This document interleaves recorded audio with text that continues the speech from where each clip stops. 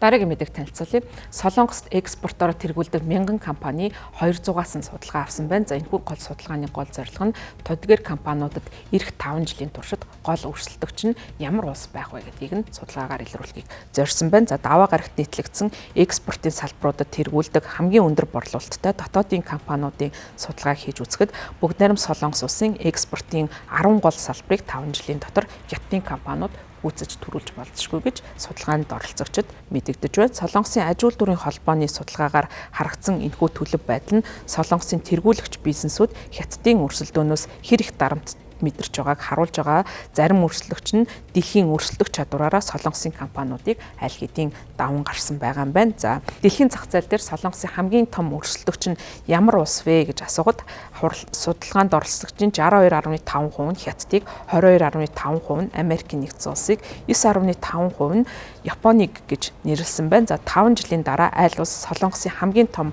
өрсөлдөгч улс болох вэ гэж асуухад бүрч том хэсэг нь буюу 68.5% нь Хятадыг, 22% нь Америкийн нэгдсэн улсыг, 5% нь Японыг сонгосон байгаа юм байна. Мөн судалгаанд оролцогчдоос бусад орны зах зээлийн нийт өрсөлдөх чадварыг Солонгостой харьцуулахыг хүссэн. За үүнийг 100 оноогоор үнэлсэн байна. За судалгаанд оролцогчдоос бүгд найрамд Хятад ард улсыг 102.2 оноогоор үнэлсэн бол 2030 он гэхэд 111.3% болж өснө гэж таамагласан байна. За нэг онцлог зүйл нь Хятадын компаниуд 2030 он гэхэд Америкийн нэгдсэн улсын компаниудтай бараг ижил түвшинд байх төлөвтэй гэдэг нь судалгаанаас харагдсан байна. За судалгаанд оролцогчид Америкийн нэгдсэн улсыг 170.2%-аар одоо үнэлж байгаа бол 2030 он гэхэд 112.9% болж өснө гэж мэдэгдсэн. За Хятадын одоо хүлээгдэж байгаа түвшинтэй адилаар Америкийн нэгдсэн улсын компаниуд өсөх боломжтой гэж Солонгосын өрсөлдөгчд нь харж байгаа юм байна. Мөн судалгаагаар Солонгосын Хятадтай өрсөлдөх гол салбаруудын өрсөлдөх чадварыг харьцуулсан байна.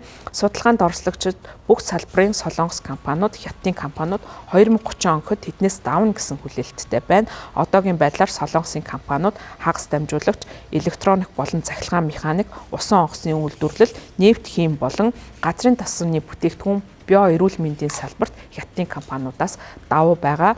Хятадын өрсөлдөх чадвар 98.3, 99, 99.7, 96.5, 88.2 гэсэн үзүүлэлттэй байгаа. Гэхдээ судалгаанд оролцогчид эдгээр үзүүлэлт 2030 он гэхэд 107.1, 113%, 106.7%, 106.2, 104 гэх мэтээр өсөх боломжтой. Мөн 5 салбарт Хятад Солонгосыг давна гэж таамаглаж байгаа юм байна. Ган үйлдвэрлэл, машин механизм, хоёр дахь батарей дийлгэц, автомашины сэлбэг хэрэгслийн салбарт Хятадын компаниуд зах зээлийн өрсөлдөх чадвараараа Солонгосын компаниудыг аль хэдийн гүйцэд төрүүлсэн гэдгийг Солонгосын одоо компаниудын оролцогчид хэлж байна. За тэд Хятадын компаниуд эдгээр салбар тус бүрийн зах зээлийн өрсөлдөх чадвар нь 2030 он гэхэд бүрч хүчтэй болно гэж нэмж мэдгдсэн. Америкийн нэгдсэн улсын хувьд судалгаанд оролцогчид Солонгосын компаниуд одоогоор ган үйлдвэрлэл, усан онгоцны үйлдвэрлэл, хоёр дахь батарейн салбарт Америкийн компаниудыг